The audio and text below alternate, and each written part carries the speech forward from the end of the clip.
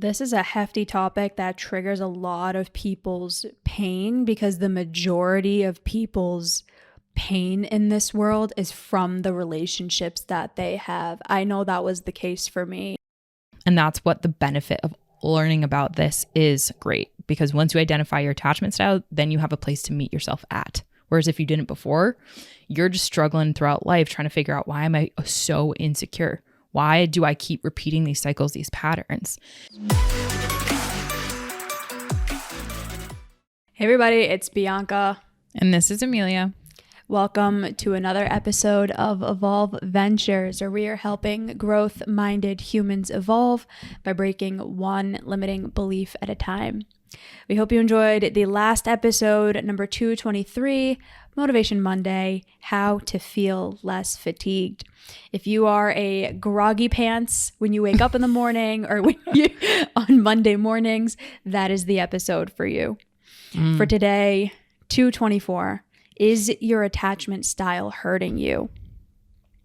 For anyone listening to this, I guarantee you have at least once in your life heard about attachment and attachment styles. It's not a relatively new concept, but I think there's been a lot more emphasis put on it lately, the more that people are starting to really understand mental health and mental health understandings and how the way that we grow up and the different kind of parts of us really make an impact on our day-to-day life.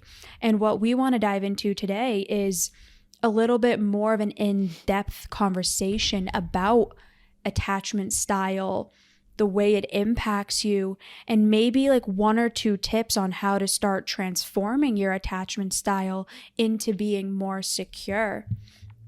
This is something that I've really been putting a lot of effort into, especially like in the last relationship that I was in. I was extremely intentional about trying to transform my anxious attachment into more of a secure one, and it worked out in the beginning, and it started going off really good until things started happening that started like triggering that anxiousness, and then it unraveled from there. And that's usually the pattern that I think a lot of people get into. It's like they start kind of starting to make progress, but then they fall back, and then they make progress, and then they fall back. So Amelia has done so much research on this, and she recommended the book to me, Attached by Amir Levine and Sarah. I don't remember her last name. But the book is phenomenal, and I actually started listening to it, and I was getting so pissed off because it was like, did they like follow me my entire life and just write a book about me up until like a year ago? Yeah? No? Okay. But yeah, so that is what we're going to be diving into today. A lot of people actually feel that way. It's funny because if you want a read that will give you all the mirrors and help you connect dots that you have known intuitively your entire life, but have never felt that validation, that is such a great book for you in that. I will give a big warning sign to that though. Big disclaimer. It is, big disclaimer on that, because it can be such a woofer, what we call a woofer. A woofer is, it feels like you're getting gut punches, right? A hook right to the jaw sometimes. And with awareness, as your awareness increases, it comes with a whole, well, what does that mean about me? What does that mean about my life? And you start to, it's very common for reading something like that, start to question the why did XYZ happen, and can bring up past reasons or past feelings of guilt, of shame, of neglect. And I also find that people experience a little bit of like those cognitive distortions of like, I should have known better. Like, why didn't I see these signs all along? And I think that that's very important to be compassionate to yourself as you kind of learn some of this stuff. And we'll get into it in this episode. But I do want to give a disclaimer, because that is a very in-depth look at attachment styles. And what we're going to get into isn't as in-depth. And it's just, we have for so long avoided learning some of these things about the human condition at the inner world level, And that avoidance is there for a reason, because it's really tough stuff to work through. It's really tough stuff to accept. And it's really difficult research to understand and realize, oh my gosh, this is my experience. And to recognize that you aren't alone, which I think a lot of people struggle to realize when they're going through some tough things. So so I guess what I will start with in this is that, number one, there is no human being on this earth that isn't in one of these categories when it comes to attachment styles. So this is evidence-based research that has come really into the fold of our awarenesses in the general public. And like Bianca had said, as the world kind of shifts more into an acceptance mindset, more into the focus in of mental health and well-being, a lot of fields in psychology and neuroscience have started to kind of marry and kind of walk down the road together, or the aisle together in our consciousness. So it has started to become more mainstream, if you will. Yeah. But there's a lot of misconceptions around it. So how I typically introduce attachment styles to individuals is really looking at kind of like two buckets. So I want everyone to kind of envision two buckets in front of you. You're sitting at a table and you have two buckets in front of you, okay? You can color them whatever you want. If you just want to keep them colorless, that's entirely up to you. Okay, so one bucket is secure, what we call the secure attachment style. The other bucket represents insecure attachment styles. Now I want you to envision yourself sitting in the chair, looking at these two buckets. I now want you to kind of take your butt off the chair and start to move forward and lean over the table and look at the bucket to the left, which is the insecure attachment styles. Within that bucket, there are two other buckets that are smaller. I want you to stick your hand in and I want you to pull out those other two buckets. So now you should have 4 buckets on the table. Those are the 4 primary attachment styles that we're going to get into. But why we started with 2 at the very beginning is because you'll hear there are secure attachment styles and then there are insecure attachment styles. Within the insecure attachment styles bucket, there are a total of 3. Okay, so can we envision that? We got that down. Okay, now we have 4 buckets. One of them is secure. The rest of the 3 are insecure buckets. Okay, now it's very uncommon that one of us being born into the world gets started in terms of our attachment style with our caregivers in the secure bucket, if you will. So what an attachment is essentially an emotional connection with another person. Typically, it's with a caregiver. You are emotionally connected to them. They are emotionally connected to you. And a lot of that is built also by proximity. It's also built by caregiving. So when you think about like a toddler being a little kid, you typically have the strongest attachment to whoever gave you milk when you were a baby, whoever helped you to keep you safe away from the big scary world. You typically have the biggest attachment to that person. That doesn't mean it stays that way. Okay. So for me, for example, and a lot of us will resonate with this, I was primarily attached to my mother. She breastfed me. So as a little child, a little blob, I ended up having the biggest attachment with her because as a blob in the world, I can't really meet my own needs. So by proximity, by her being able to emotionally bond with me as a child, I developed a very secure attachment with her. That secure attachment was comprised of these 3 things. Number 1, we had a healthy communication style. So my mom called me Screaming Skull. My family called me Screaming Skull. And there's a reason for that. I was very effective in my communication of when I needed milk, I needed help, I needed someone to change my diaper. They called me Screaming Skull.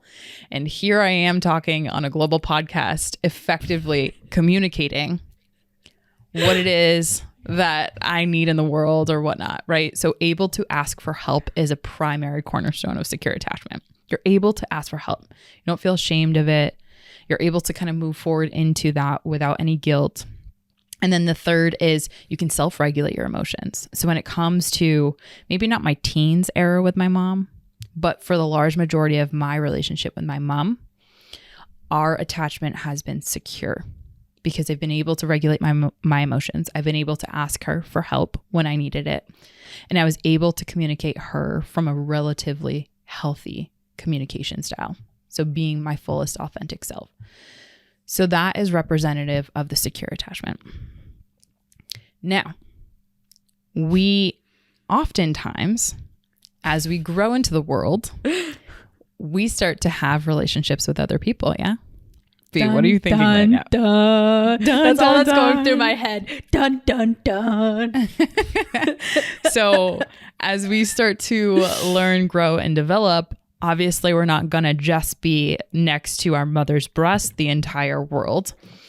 Right. And some of us actually never have that privilege, if you will. And I know I'm being playful, but honestly, this stuff gets deep. So I will try to continuously be playful to the ratio that doesn't bring down everyone's day, because I think that it's important to understand this stuff and have fun with it, because it is the human condition we're talking about, you know? So this is a hefty topic that triggers a lot of people's pain, because the majority of people's pain in this world is from the relationships that they have. I know that was the case for me. And I think that's why Amelia put the big disclaimer that she did, because reading that book has really triggered me a lot. And not that being triggered is a bad thing, you know, but just learning how to navigate through it. But it can be a lot when you're not used to learning about these things and understanding them, and then knowing how to navigate through them and how to self-regulate and how to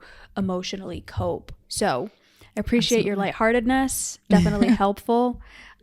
Let's dive into the 3 different insecure attachments. So what happens now when we actually did not maybe grow up like that, where we didn't, as a young kid, scream, right? Because that's the only way in which children typically know how to ask for their needs when they are not children, but blobs as a baby, right?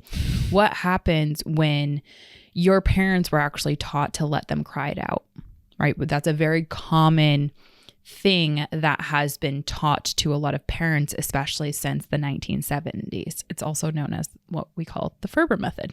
Let the baby cry it out, right? It'll help because they won't be too clingy when they grow up. So there's a lot of misconceptions that parents have been taught, and cultural misunderstandings, not necessarily because of the cultural misunderstanding itself, but because the science hasn't caught up to speed with the general awareness. So children, like, for example, a baby as a blob isn't able to go out and go open up the refrigerator when it's literally just come out of a womb. So it needs to help. It needs someone to respond to its needs. And the only way in which that can happen is if there's a trigger. So typically a crying or a screaming or, you know, hands, body movements, right? So what happens when or if you were in a situation where you as a baby, and likely you don't have memories of this, but you at one point or another, whether it was from when you were a blob to when you were actually crawling and when you were actually a toddler walking around beep bopping and trying to understand the world, what happens when you had cried for help or you had screamed because you had a need that you didn't know how to communicate with the most eloquent words that would register with your parents, your caregivers, whoever, their consciousness? What happens when you didn't feel safe to ask for help? Because maybe your parents didn't have emotional vocabulary that they shared with you. Maybe they struggled to be vulnerable themselves. And so it was a lot easier to let you cry it out. What happens then? What happens when you as a child don't have parents or caregivers that could self-regulate their emotions? Because maybe their parents never taught them how to. Maybe they weren't available or able, capable, or willing to self-regulate their emotions. Maybe they worked their asses off.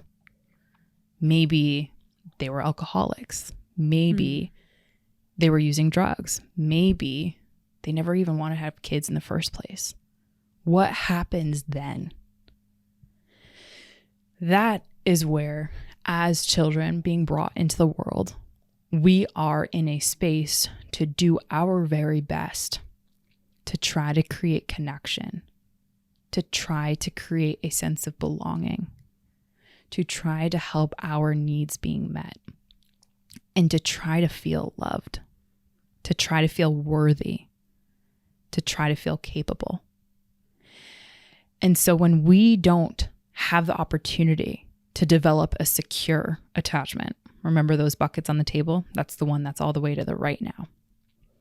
I want you to take that bucket off the table. I want you to put that on the ground. What are we left with?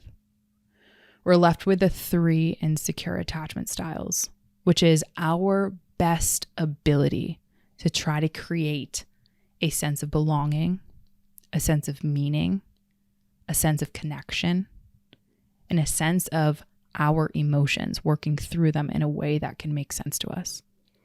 Now, we don't often have a lot of people that are, and likely if you're a listener to the show, and it's not because you're a listener, but just because of the world and where it's at right now, there's very few people out in the world that are really comfortable with their own emotions, are really comfortable with talking about emotions, are really comfortable being vulnerable, have extraordinary communication skills, can think outside of themselves to be able to help and address your needs. So there's very few people who can do that objectively, and certainly very few who can do that while also under the pressure of child rearing, and also having a job, and also taking care of pets, and also taking care of family members, and also having all the cultural, social, gender pressures that are there as well.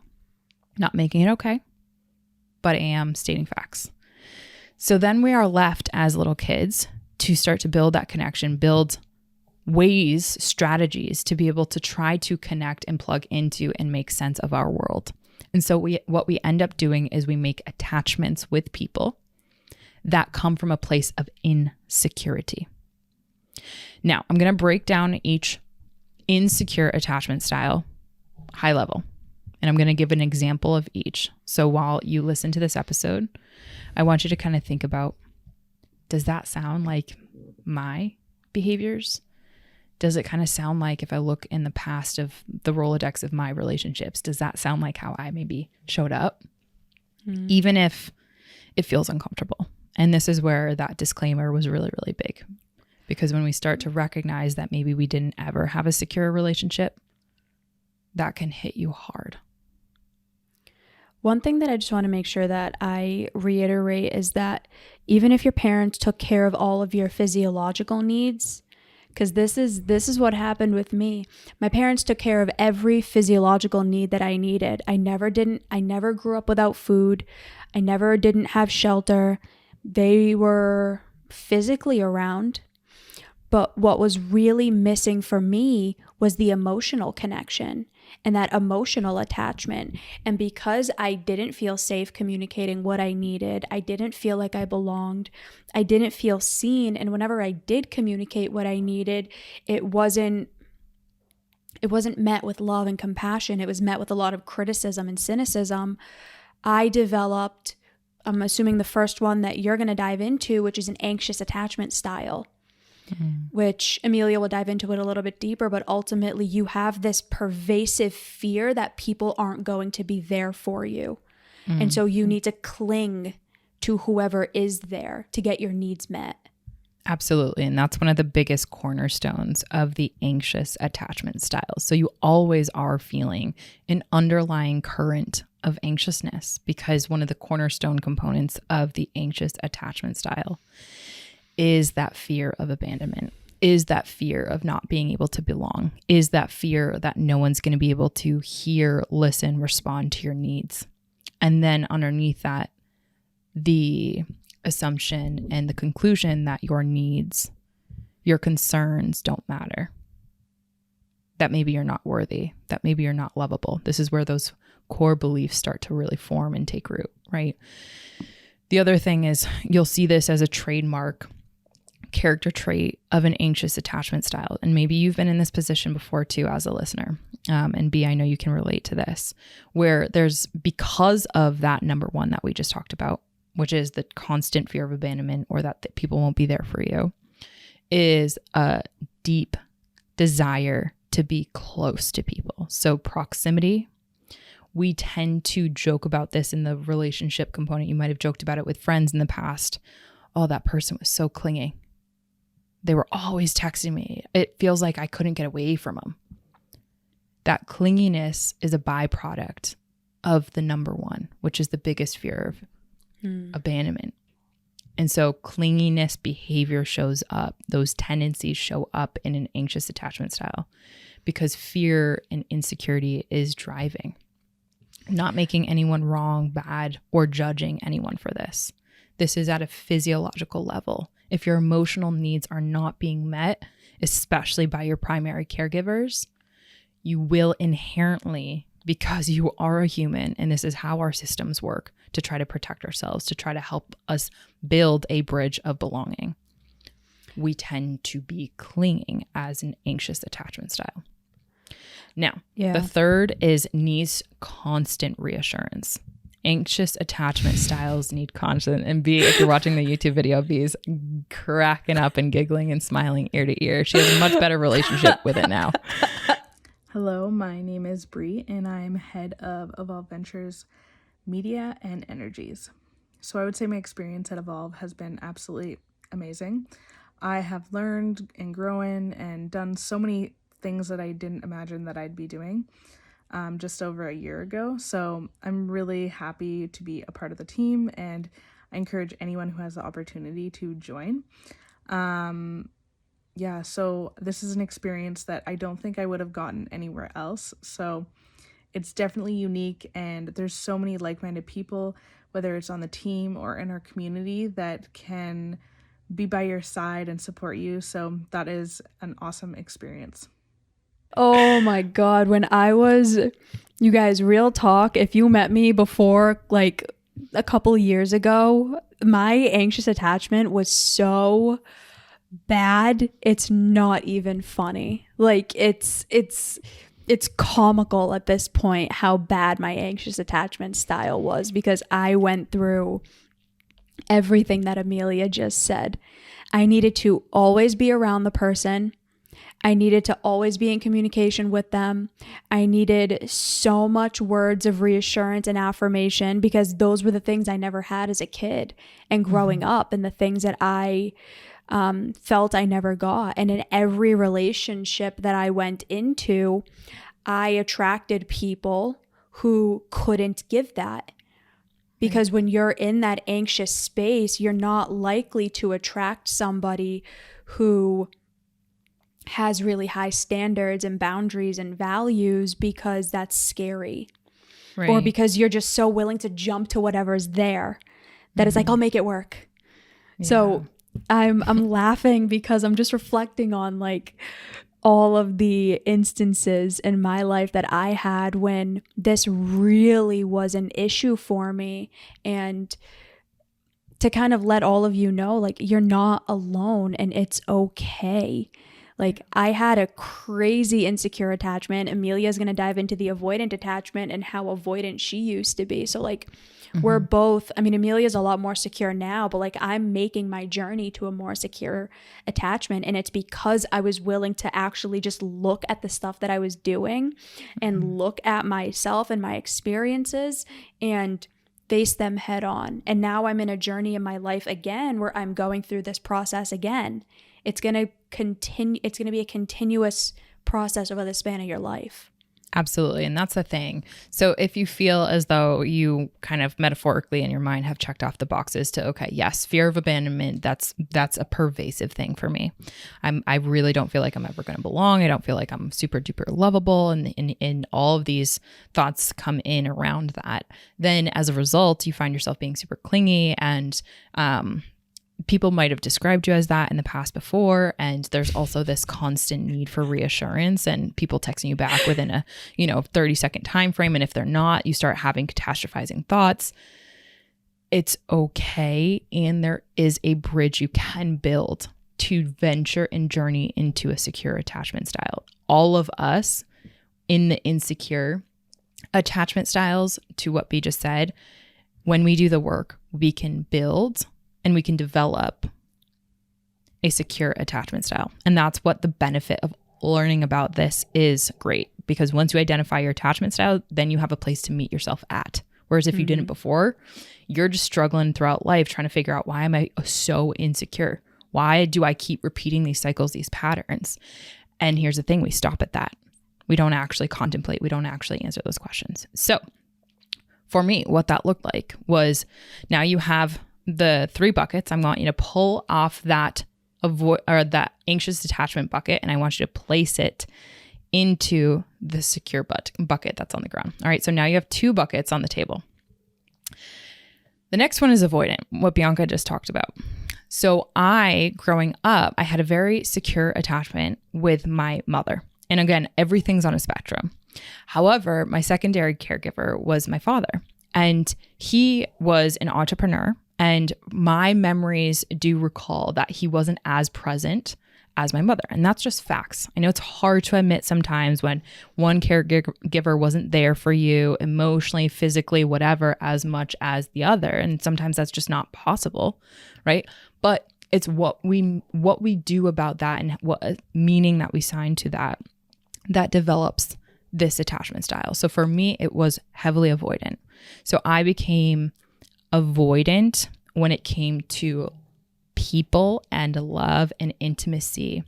And the primary characteristics of an avoidant attachment style really seats in you see it show up in the inability or the difficulty of expressing your emotions.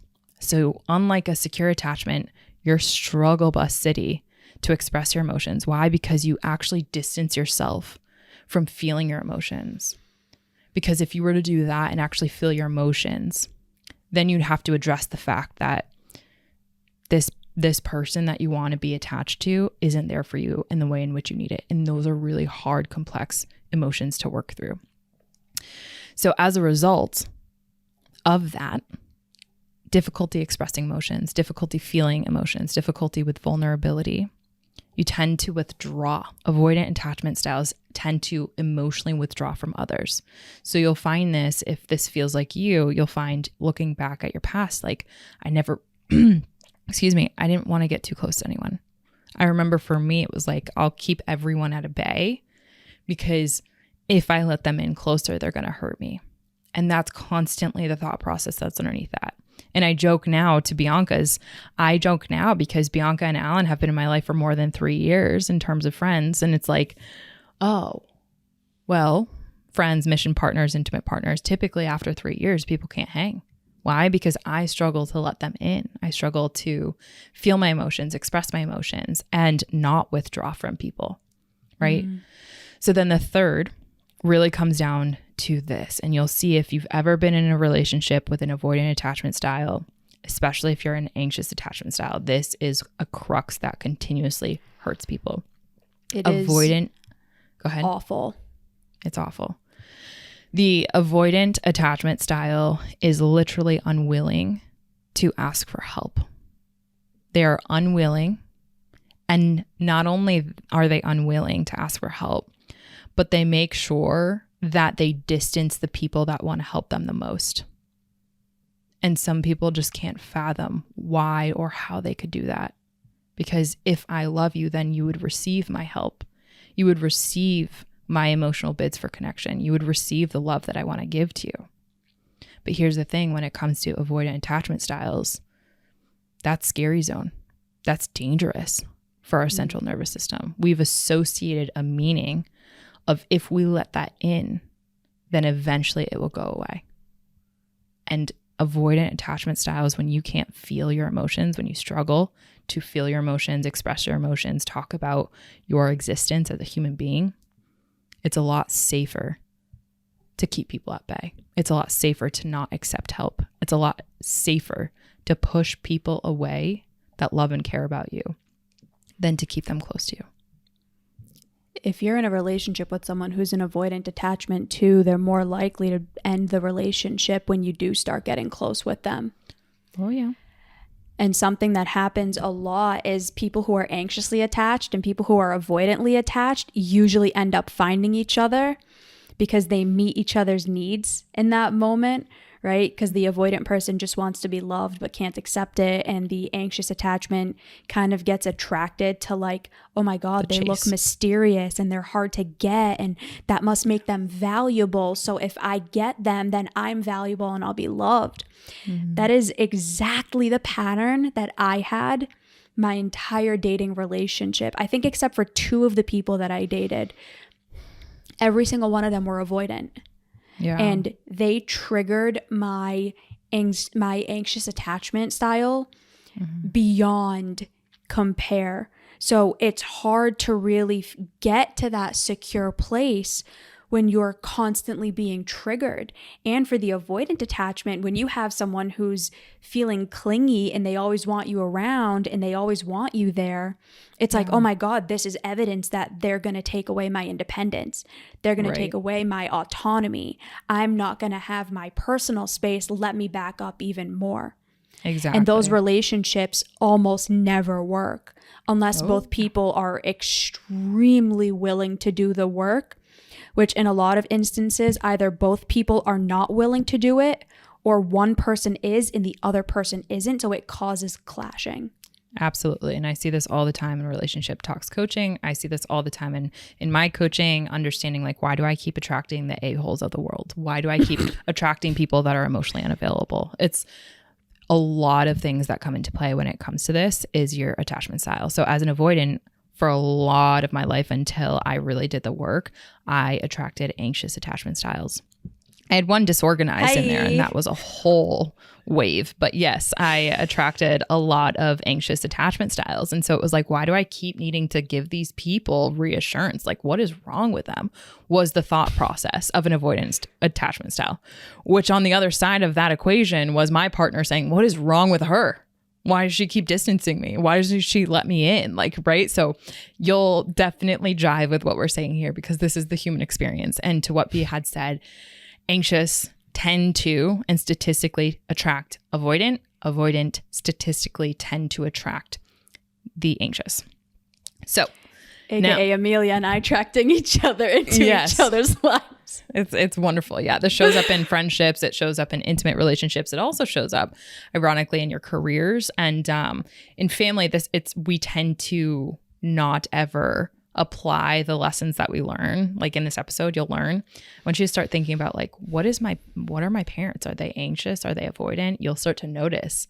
But a lot of times we don't ever take what we learn and then reflect it back upon our family because usually we don't actually want to see them for, oh, I grew up and my father was an avoidant attachment style. Oh, he also had difficulty expressing his emotions. Oh, okay. Why? Because then you start to realize, oh, my grandfather, my grandmother, this, and then you start to kind of realize the whole generational issue around here that no one really put in the work, or they tried to, they got burned, and then they said never again. Right. And that's where generational trauma can get passed down. And that's where, it just continues. The cycle continues until we break it. So now you have 2 buckets. We just went through the anxious. We just went through avoidant. Again, avoidant, you can build a bridge to become more secure like I have. And maybe we'll get into more. I think that calls like a second episode where we can get into some of the how you build those bridges.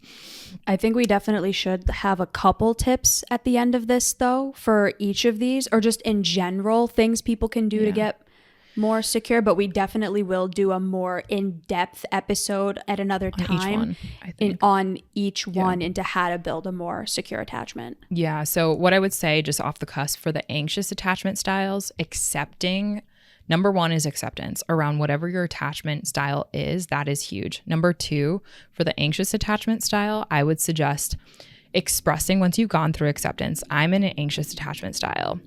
I have anxious attachment tendencies. Moving from the identity of I am an anxious attached person to I have anxiously attached tendencies creates the bridge that you can actually build towards a secure attachment style. And if you can communicate that to the people that you love and care about, one of the things that I found to be really helpful for people is they really benefit from words of reassurance. So words of affirmation, words of reassurance are really, really big for an anxious attachment style person. And I think that by being able to express to, let's say, your intimate partner, hey, babe, I would love just some reassurance. Would you mind giving me some? Something like that. Or, hey, I'm really insecure about, this episode. Can you just kind of give me some feedback? Being able to express that can be so helpful when it comes to an anxious attachment style to start to build that bridge towards secure. For an avoidant, I would suggest number one, accepting your avoidant attachment style. Number two, being able to express to the people that you love. Start with, hey, I do have avoidant attachment style tendencies. I really need some space to be able to process, and I'm going to come back to you as soon as I'm done processing. In that time that I'm away, I still love you. I still care about you, and nothing changes. I just need space to help me regulate. And after I come back, we can talk about it. Okay. That's a great one. How many of us would feel so much better if any of the people in our life were able to do that? I just want to highlight that. Like, regardless of your attachment style, I think so many of us don't ever have people in our life who are able to really communicate that to us. So whether you're anxiously attached, securely attached, avoidantly attached, or the fourth one that we're going to be diving into, can you learn to start having that really adaptive communication? Yeah. Huge. That's the adaptive, that's building that bridge. Okay. So last one, and then we'll wrap up here, is the disorganized attachment style. So you just took that third bucket, which is the avoidant attachment style. You put it down on the ground. So now you got 3 on the ground, 1 is left on the table. This is the disorganized attachment style. So there's a lot of high anxiety and high avoidance tendencies within it. So it's a little bit of a combination of the avoidant and anxious, and incorporating both characteristics of those attachment styles. So they're hot, then they're cold. They're yes, then they're no. They're in, then they're out. They're up and they're down. Katy Perry talks all about it in that song. So again, lightheartedness, but for those who are disorganized in terms of their attachment, there's a lot of ups and downs, in and outs, hots and colds. And it's because ultimately there's a huge fear around rejection. There's a huge fear around rejection. And as a result, there's tendencies to fear any regard of intimacy. This could be proximity. This could be emotional intimacy. This could look like friendship intimacy. This could look like any type of physical intimacy. So disorganized attachment styles, they do combine tendencies of avoidant and anxious. And that's number 2. The third, typically, there's a huge dip in their low self-worth. If you were to compare, and I know we kind of stay away from comparison, if you will, comparing the self-worth of a secure attachment style, someone who has secure attachment, and someone that has disorganized attachment style, strictly in the realm of self-worth, the person that has disorganized attachment, their self-worth is in the bottom of the barrel. And what this looks like is, honestly, if you think about the combination over time of constantly feeling like you are going to be rejected, you're going to be abandoned, you can't communicate your emotions, you can't express your emotions, you struggle to ask for help, you, as a result, struggle with any regard of intimacy. You don't feel like you belong. Like that, let's just be real. The byproduct of all of that summation is you don't feel like you belong. You don't feel like you can be loved. You don't feel like you're worthy of love. You don't feel like you're capable. You don't, all of the crux of all of the primary core beliefs, they're like extraordinarily magnified for a disorganized attachment. And so what you'll find, a characteristic that I definitely see in disorganized attachment is their low self-worth. Typically, there's a huge compensation for low self-worth. So I'm not going to blanket statement, but what I have found is that all of their worth typically gets poured into the materials in their world. The things that can make them feel better than they actually feel inside. So you'll find a lot of people with disorganized attachment have strong attachment to physical things. So like their cars, or they have to have and constantly be showboating how good they are or how worthy they are in the world to overcompensate for how little self-worth they actually feel inside. So those are the 3 insecure attachment styles. Again, to kind of just zoom out, you have 3 insecure, you have 1 secure, and every single step towards a more secure attachment style will benefit you, because then you'll have increased sense of belonging, increased sense of intimacy. And we all know that all of those things can lead to more longer longevity, better quality of life, more fulfillment. And honestly, the stronger relationships can lead to improved decision making. It can be so good for so many people. So I highly encourage the bridge to be built from whatever your insecure attachment style is to a more secure attachment style, kind of really looking at, is it high or low anxiety? Do I have high or low anxiety when it comes to relationship building? And is it high or low avoidance? And I'll attach a digital asset within the show notes so that you guys can have a visual that really connects what we talked about in this episode. I know this one was a hefty one. I know that it's a lot, and I'm proud of you if you've gotten through this whole episode at one shot, or even just in a couple, you've gotten through it. What I would say is that the journey, ultimately, the goal of understanding this is so that wherever you are insecure, you can start to build the skill sets that bring you into the secure land. Because I'm in a secure relationship right now, and honestly, it is the best thing in the world. Genuinely, it's the best thing in the world. Life is just so joyful, so fulfilled, and so meaningful being in a secure attachment with myself. And that being brought into my relationship is just so huge. So all of us can do it. I intimately coach people around this arena. So feel free to reach out to me. And I know Bianca's definitely coached people around this and gone through therapy, or done therapy in this arena as well. Such an important component from my perspective to actually make moves in the right direction for you, instead of just kind of boxing yourself into whatever attachment style you are in right now. Well said. What is your episode suggestion? So my episode suggestion is 204. Are you judging people based on the right thing? Typically, our judgment gets kind of hindered as a result of our insecure attachment style. So we might make assumptions, jump to conclusions based on that. So that's that. And my final takeaway would be to start to work towards a more secure attachment style. What about you, B? I have 2 episode suggestions because I think these are both highly relevant, and these are what I did when I started this journey and what I'm doing again now that I'm single. So number 7, relationships, why you need standards. And number 44, what are you attached to? Nice.